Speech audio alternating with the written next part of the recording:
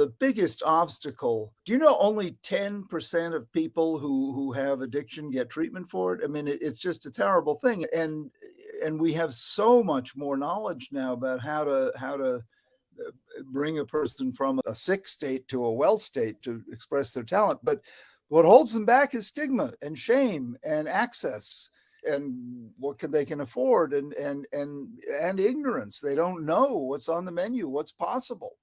And they fear they're just going to be, treated without respect and treated like second-class citizens and asked to give up things that they need.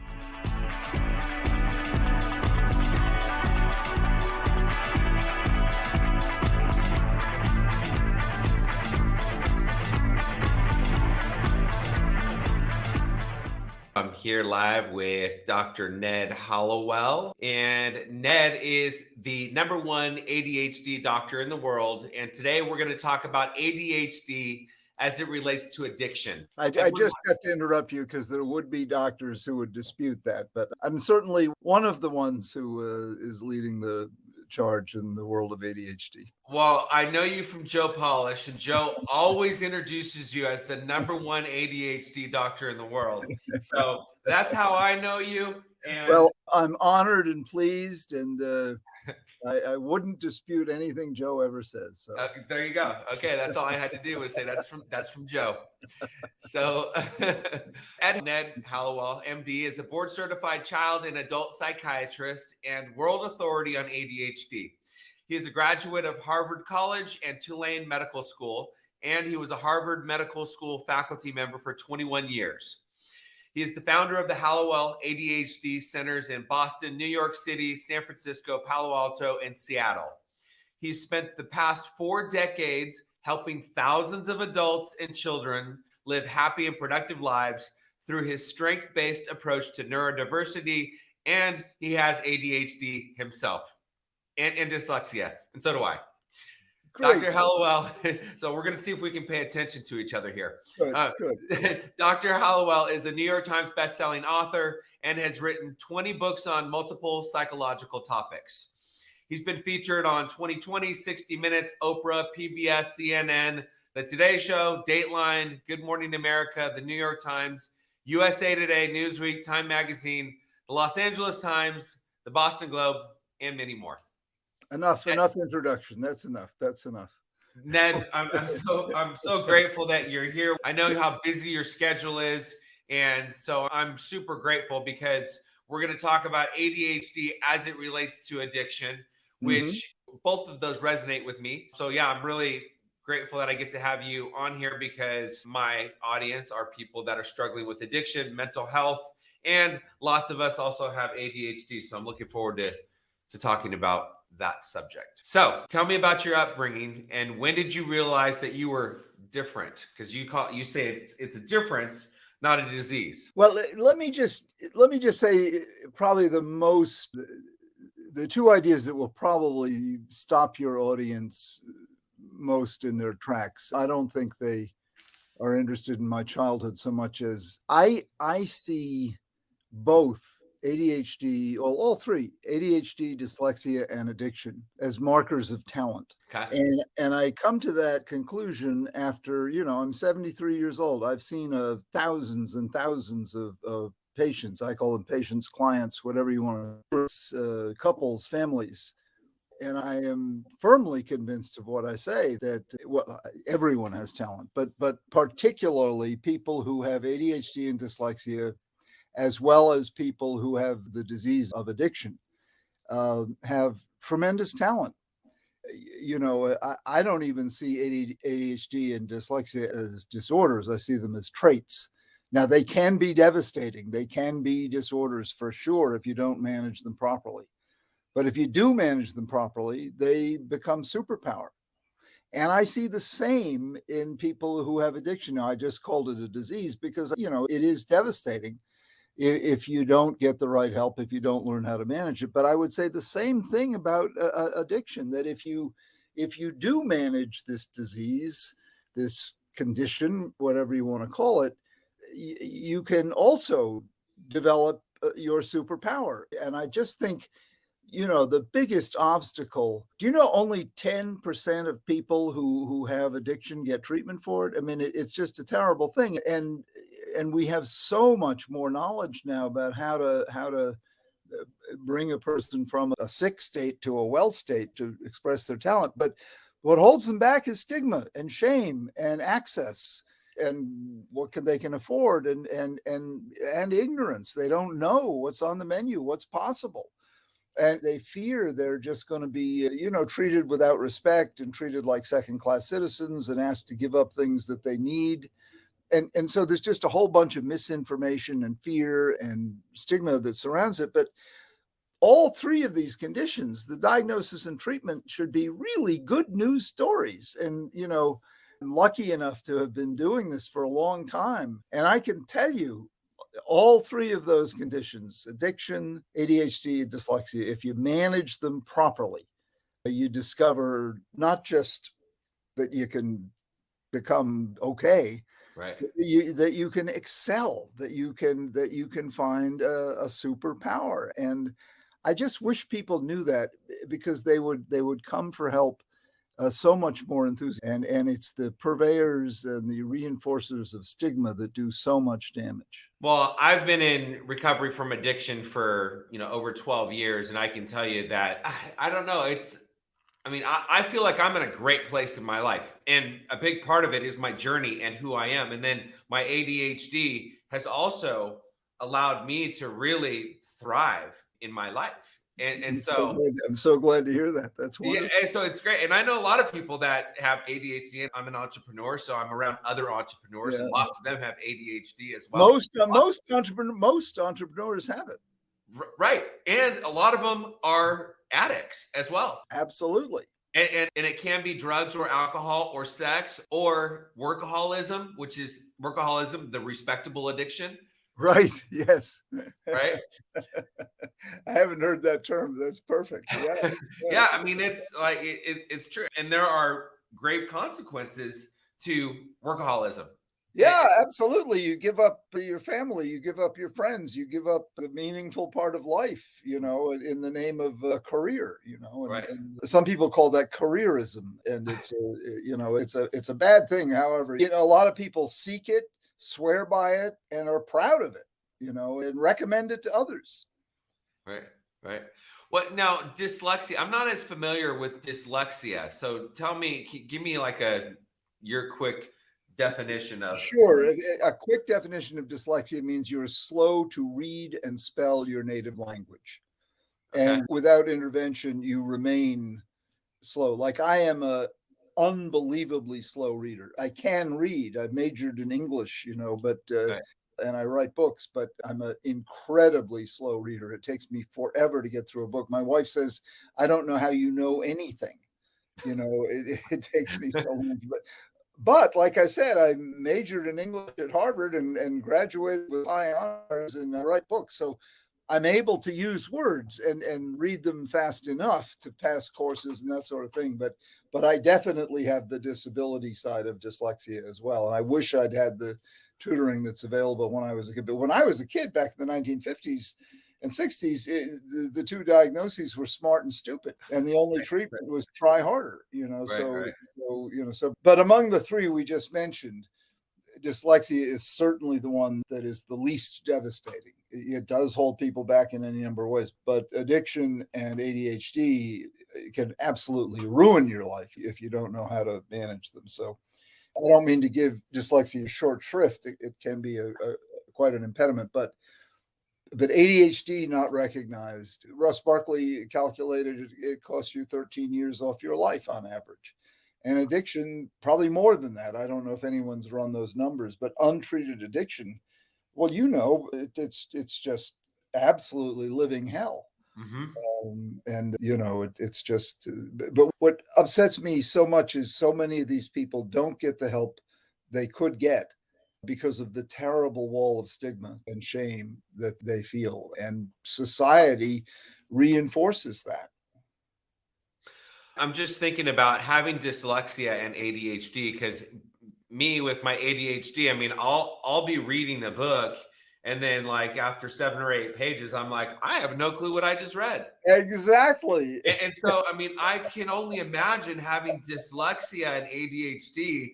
I mean, it's It, like, it's pretty bleeping amazing that I toss it off like soda, but yeah, I mean, the dyslexia, I have trouble decoding the word, so that slows right, me down. right. And then the ADD, my mind goes somewhere else. Uh-huh. So I don't even if I'm able to decode the word, I don't comprehend it. I see Yeah. it, it registers in my brain, but I don't know what I've read. Yeah. So You're thinking about put something those else. two together, it's amazing. I can, you know, Wow. Wow. Okay. So, give me your definition of ADHD. well, you see, and this is what most people don't realize. It's an amalgamation of positives and negatives, and most people only know about the negatives. Well, the negatives are, trouble with executive function, time management, planning, organizing. We have a whole different sense of time in our world. There's only now and not now, and so we live by chronic procrastination, and we have trouble organizing stuff because if it's not sexy, we don't pay attention to it. Boredom is our kryptonite. So the minute something is not stimulating, we move on. And Mhm. so organizing details, planning events, prioritizing, being all that's just not interesting enough to hold our attention. Right. So we skip over it. So that's the downside. But the upside is so much more valuable, then the downside is damaging. The upside, creative, original, entrepreneurial, intuitive, visionary, able to come up with new ideas out of nowhere, able to see what other people can't see, driven by curiosity, inventive. Edison was a classic, constantly coming up with new ideas, new thoughts, new images, new plans, the race car brain. But the problem is we have bicycle brakes, so it's hard to slow down and control. The term attention deficit is completely inaccurate. We don't have a deficit of attention, we have an abundance of attention. Our challenge is to control it. Mhm. So you can't buy or teach the positives. You can't buy or teach creativity, originality, curiosity. We're unbelievably persistent. We never give up. We're strong-willed to the point of being stubborn. But we're passionate, and we usually are incredibly big-hearted, generous, and giving. You can't buy or teach those. Right. And the downside, like I said, we can do something about. You said race car brain. What do you mean by a person with ADHD has a race car brain? Yeah, you've got a Ferrari for a brain. It just goes so fast. Uh-huh. It's a runaway brain, and it's just all the. It's like another analogy I use. Imagine a popcorn machine in the movies. Pop, pop, pop, pop, pop, pop, pop, pop. Yeah. It's always popping, Right. and all these ideas. We have so many of them, and plans and thoughts and images. And the trouble is we forget most of them. We can't organize the rest of them. So what we need is someone to coach us up on structure and prioritizing and managing, but you've done that. And that the thing is, that's a doable undertaking. It's not impossible. And when you do that, then you can put the brakes on your Ferrari so you don't crash into the sidewall, and you win the race and you become a champion.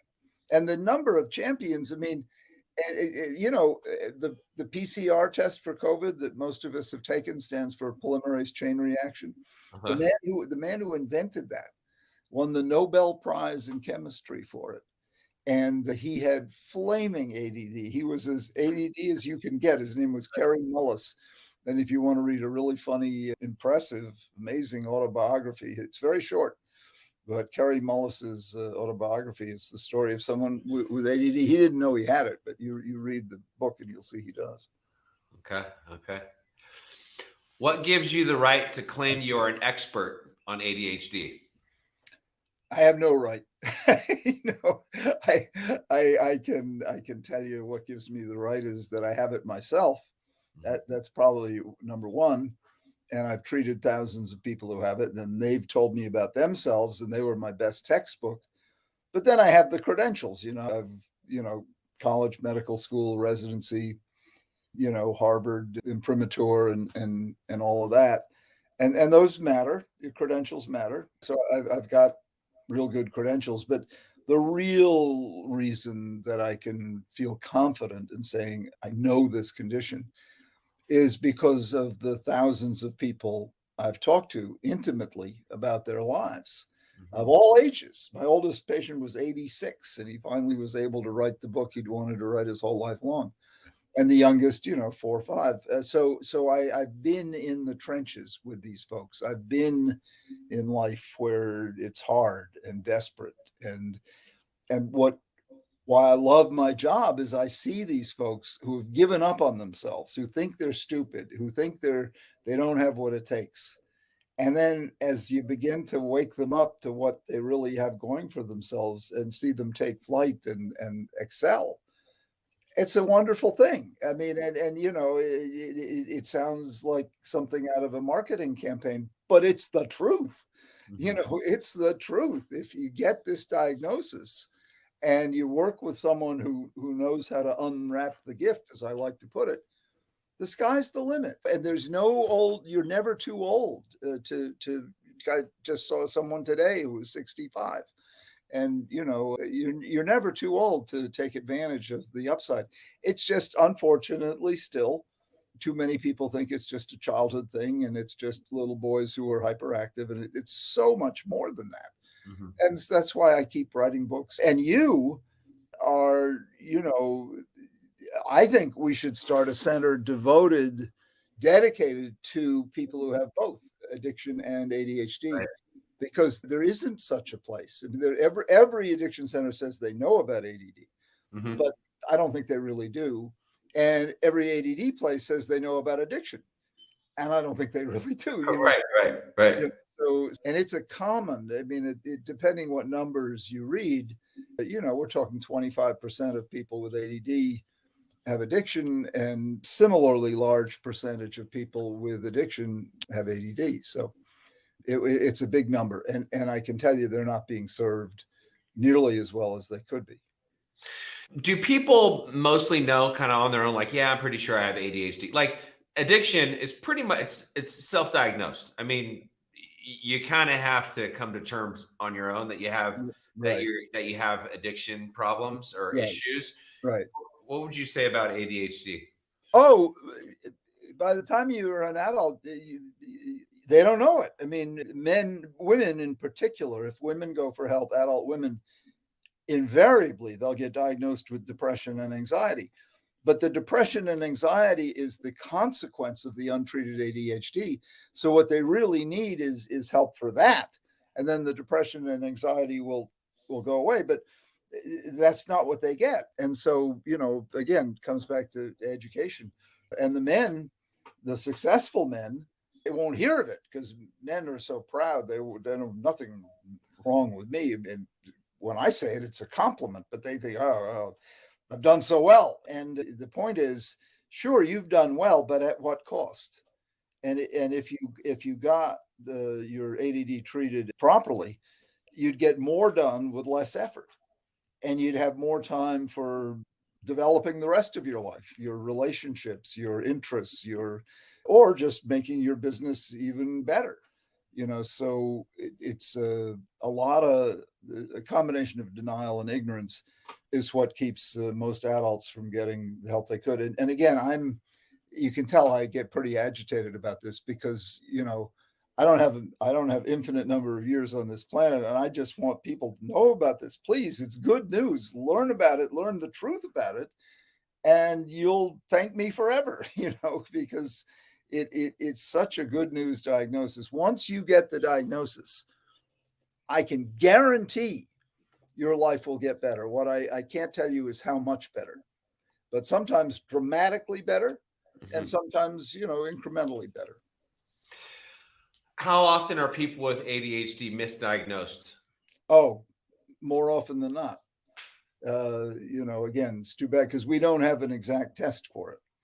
And Okay. unfortunately, most doctors don't understand it very well. In fact, they'll even tell you that. I mean, in children, 90% of the diagnosis is done by pediatricians, and pediatricians will tell you we don't have adequate training.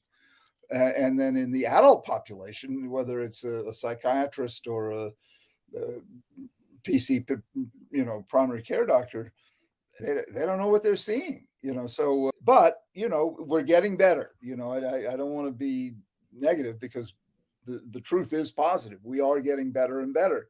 And it's such a good news story. I mean, people like you, inviting me on, and you yourself talking about it, and, Joe Polish, poster boy for ADD. And Right. anyway, we're heading in the right direction, and I got to get going, but I can't thank you enough for giving me a chance to talk about this, and try to get people interested enough to learn more.